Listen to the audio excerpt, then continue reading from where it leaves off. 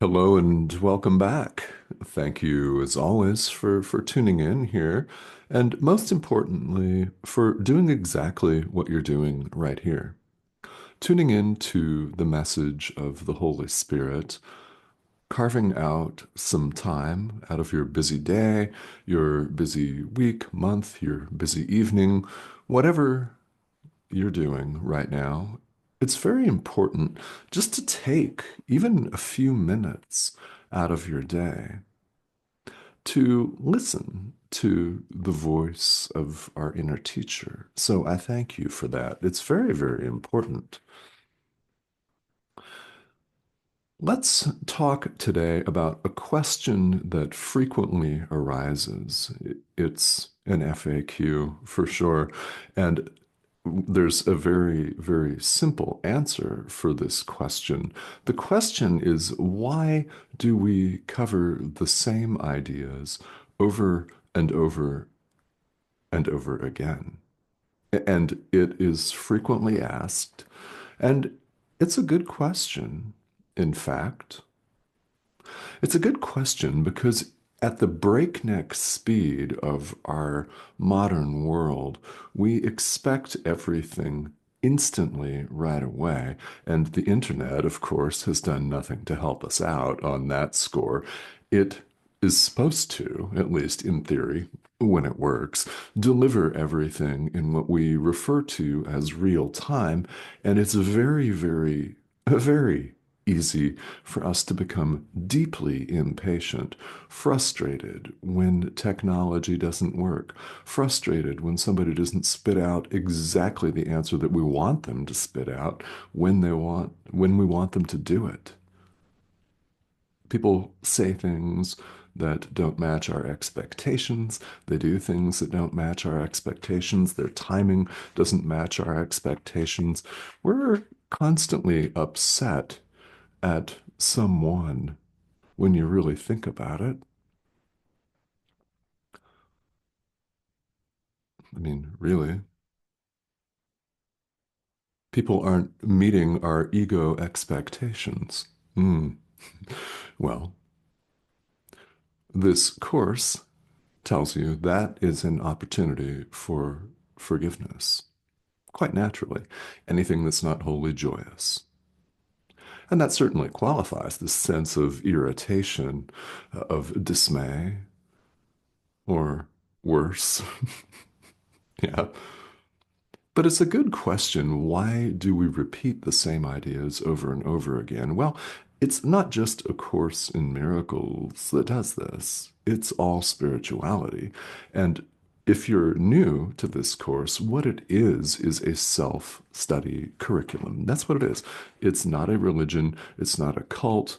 This pixelated image that you see on your screen that looks like it's talking to you is nothing special. It's not a cult leader.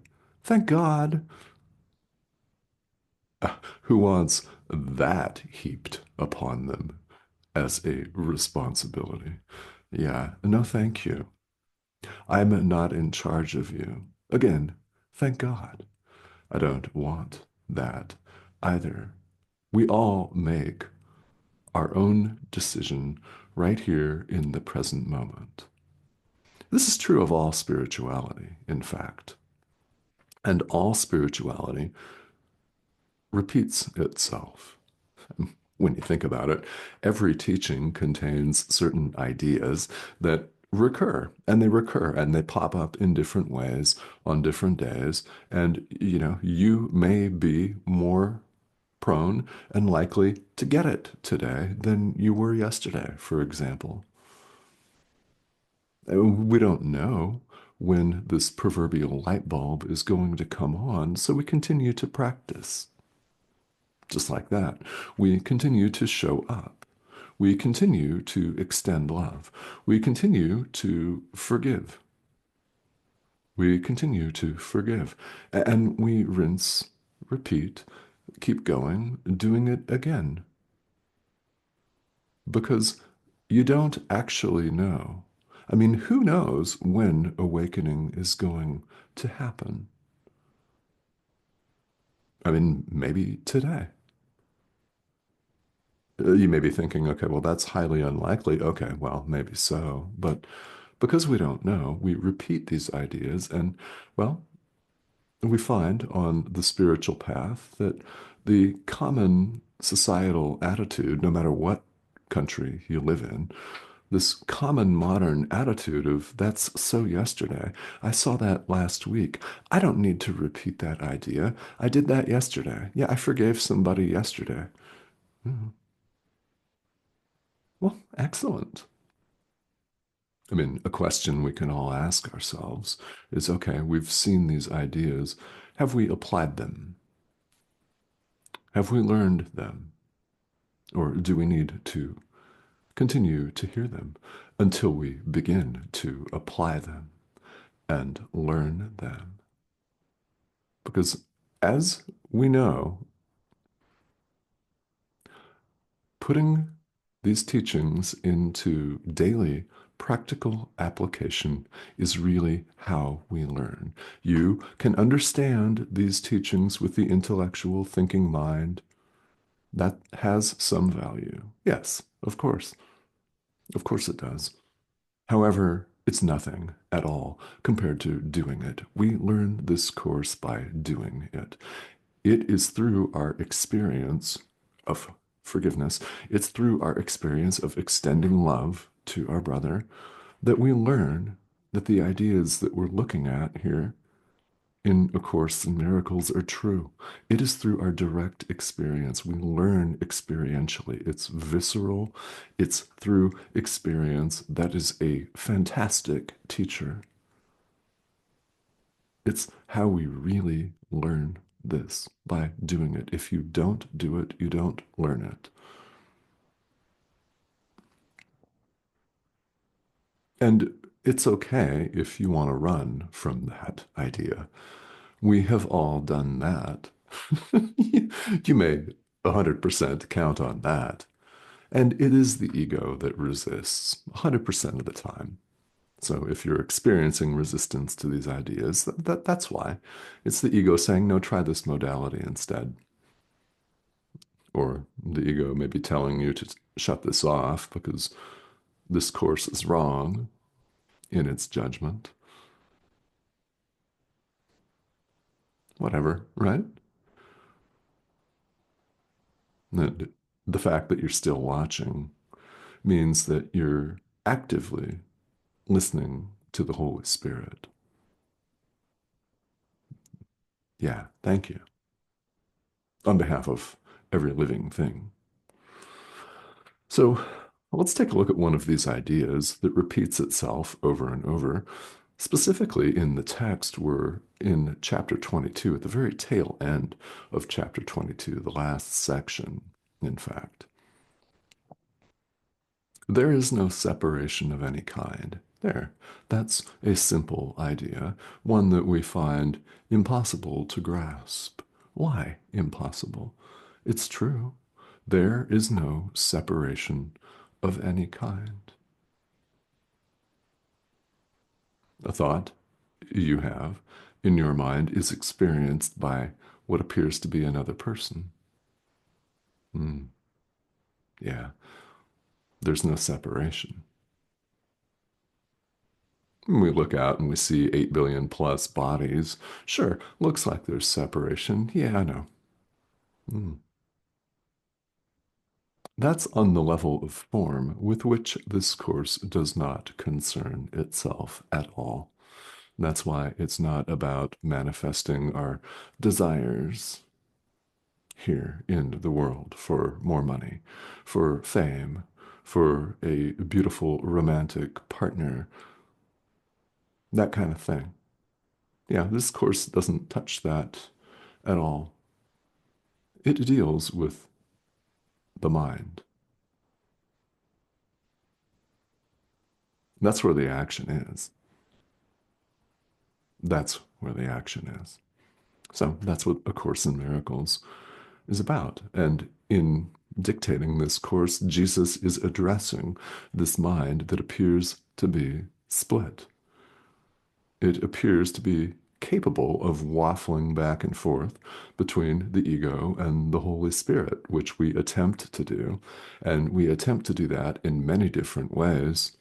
One of the most pronounced is the fact that we find it very easy to forgive certain people and certain situations, and others we want to continue to judge. Well, and we're told that there is no separation of any kind. We're also told that forgiveness is total or it's not at all. So, do you have to forgive those that you'd like to reserve your judgment for? Well, ultimately, yeah. Do you have to do it right now? Not if you don't want to. That's your choice.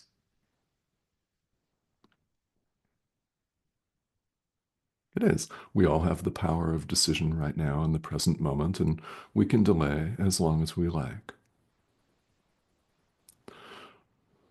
So, a thought that one of us has is experienced by everyone else. There is no separation, after all. I mean, we can see examples of this at work in our daily lives, and it's very easy if you walk down the street with a smile on your face and you wish people good morning, or you smile, you extend kindness, warmth, love in some way. It doesn't really matter what way. If you do, people are going to either be very happy and they'll experience that and say good morning to you, or if they're having a bad day, you may get a or no response at all, but they're experiencing the love and warmth. People are experiencing that.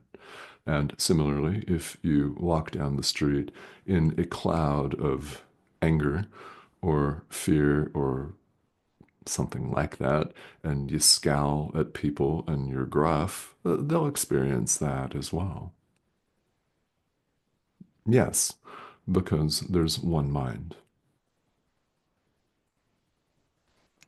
So you can imagine the ripple effect of our forgiveness. Even something as simple as a smile. If you give that to the Holy Spirit, you offer that to your brother, let our inner teacher, the Holy Spirit, magnify that into a powerful healing force, which he will every time we show up and extend love. We do something loving, kind.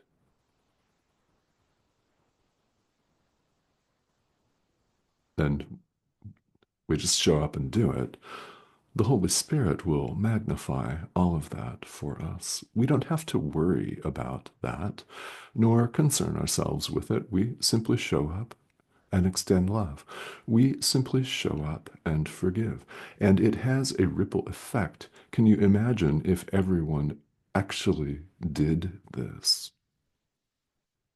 Can you imagine what our experience would be? And can you imagine if you did it all the time, what our experience would be, what your experience would be? There is only perfect oneness. And what we need here in a world where there appear to be 8 billion plus human beings, plus all of the other countless life forms, we need to have experiences. Spirituality, all about experience. It's about our practical application, as we just looked at a minute or two ago. We need to have experiences that are more in line with truth to teach us that there is no separation of any kind. Enter this course, enter the practice of true forgiveness of the Son of God, of the world itself, of space, time, of the ego. Try that. Forgive the ego. Release it to the Holy Spirit. Do that. Yes, rinse, repeat. Wash, rinse, repeat. We need to have experiences, again, all about experience, that are more in line with truth, the truth of perfect oneness, so that we may begin to get it and forgive, forgive, forgive until it becomes habitual. And rather than judge and blame and rush to condemn somebody, all of a sudden one day you find yourself forgiving them. Excellent. And if you keep going, you will have that experience when, I don't know, you could have it right now. You could. I mean, to the ego, there is only separation. Everything is different. Everyone is different. The Holy Spirit says otherwise. There is no separation of any kind.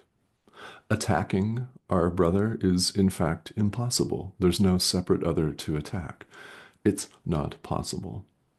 Ego says, attack away. He's separate from you. She's separate from you. They're going to get your stuff. So you better grab it and hoard it, or you better strike them first before they strike you. Hmm. You don't have to continue to listen to that voice for separation. The Holy Spirit, incidentally, is known widely here in A Course in Miracles as the voice for God. So you could choose to listen to this voice instead, and it is part of you. If you've ever wondered about what the Holy Spirit actually is, that's also a great question. I used to sit bored out of my mind in Sunday school as a kid, wondering what is this Holy Spirit thing these people keep talking about? They don't seem to answer the question. Oh, and by the way, I was one of those kids that would ask the questions, such as, what is the Holy Spirit? Why don't we talk about him or it any more than we do? Because we're not talking about it. Oh, and why would perfect love condemn people? Why would God adore some people and condemn others? How could perfect love actually do that? Is that even possible? I don't think that's really possible. Ooh, yeah, I voiced that and was invited to kindly be quiet. Forgiveness lessons for me, for sure, right? And perhaps you can relate to that. The beauty of studying and practicing A Course in Miracles is it doesn't matter where you've been. It doesn't matter what part of the world you live in or what religious tradition or traditions you were raised in, if any. Doesn't matter what you're interested in now either. It's universal in theme, universal in application. All can do it, and all are welcome to do it and join us, for sure. So the repetition is necessary because as adult learners, we have to admit to ourselves that we're stubborn. If we weren't, this conversation would not be necessary. And it is because, well, we are. So, yeah, join the club, all right? We all have the exact same present moment to decide to forgive instead of to blame, to extend love rather than continue to perpetuate fear. So we're all invited to make this choice in the present moment.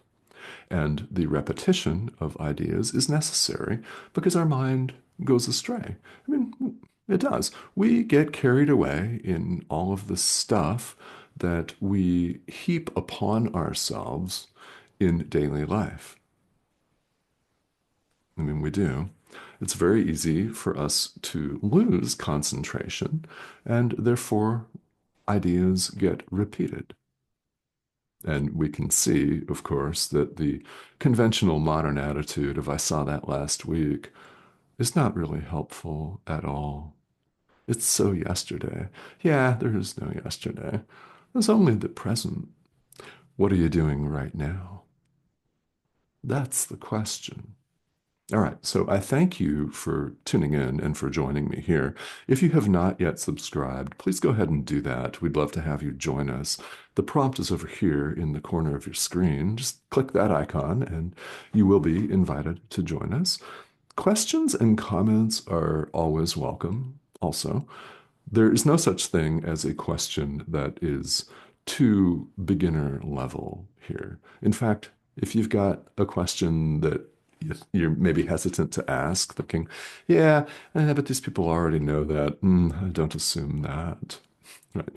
As we all discover as experienced students, it could be 30 years into our study and practice where the light bulb goes on. So a question that you asked today could have a very, very powerful and profound impact on somebody on the other side of the world whom you're highly unlikely to ever meet in person.